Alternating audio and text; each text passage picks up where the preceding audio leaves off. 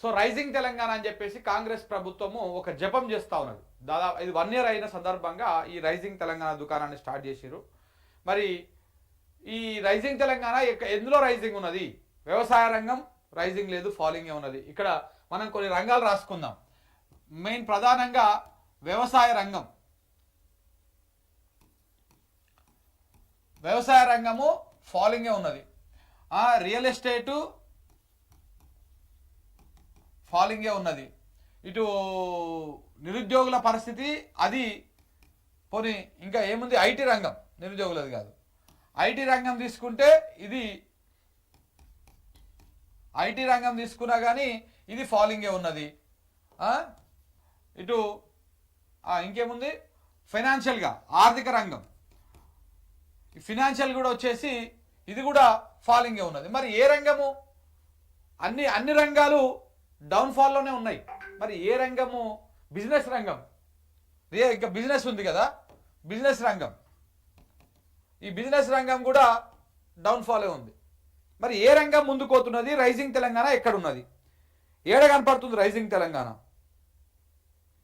ఏడ కనపడుతుంది రైజింగ్ తెలంగాణ? ఇక్కడ కనపడుతుంది. ఎక్కడ కనపడుతుంది? ఇవాళ మనం ప్రధానంగా ఒక వార్త తీసుకున్నాం చూడండి. రైజింగ్ తెలంగాణ ఎందులో రైజింగు?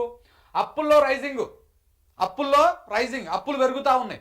ఈ 7.5 సంవత్సరం లోపల 1,72,000 కోట్ల రూపాయల అప్పు తెచ్చిండు. ఇది 1.5 సంవత్సరం లోపలనే, సంవత్సరంన్నర లోపలనే 1,72,000 కోట్ల రూపాయల అప్పు తెచ్చిండు. అప్పుల్లో రైజింగ్ ఉన్నది, అప్పుల్లో రైజింగ్ ఉన్నది.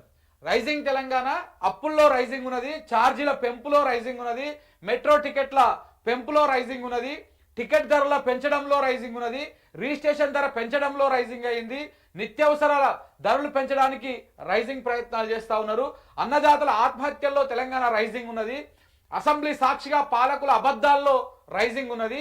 ఇదేనా తెలంగాణ రైజింగ్ అని జనం కూడా అంటా ఉన్నారు. నిజంగా తెలంగాణ నెంబర్ 1 రైజింగ్. ఇది రేవంత్ రెడ్డి సర్కార్ నినాదం. అయితే ప్రభుత్వం తీసుకున్న ఈ రైజింగ్ నినాదమే, ఈ రైజింగ్ నిజమైందనే చెప్పుకోవచ్చు. అయితే ప్రభుత్వం చెప్తున్నట్లుగా అభివృద్ధిలో కాదు, ధరల మోతల్లో, అప్పుల ఊబిల్లో తెలంగాణ రైజింగ్ అవుతుందన్న విమర్శలు కూడా వినిపిస్తున్నాయి. కాంగ్రెస్ ప్రభుత్వం ఏర్పడినప్పటి నుంచి సామాన్యుడి నడ్డి విరిచే పనుల్లోనే తెలంగాణ రైజింగ్ దూసుకెళ్తుందని చర్చ జరుగుతూ ఉన్నది. సో రైజింగ్ ఎక్కడ అవుతుంది అంటే ఇక్కడ అవుతున్నది, అప్పుల్లో రైజింగ్ అవుతున్నది, రైతుల ఆత్మహత్యల్లో రైజింగ్ ఉన్నది. ఇట్లా ఈ రకంగా దీంట్లలో మాత్రమే రైజింగ్ ఉన్నది. మెట్రో టికెట్లు పెంచే దాంట్లో రైజింగ్ ఉన్నది. నిన్న మొన్న ఏం పెంచిరు? మద్యం రేట్లు పెంచిరు, మద్యం రేట్లు పెంచే దాంట్లో రైజింగ్ ఉన్నది. తెలంగాణ రైజింగ్ ఎక్కడ ఉన్నది? ఇక్కడ తెలంగాణ రైజింగ్ ఉన్నది.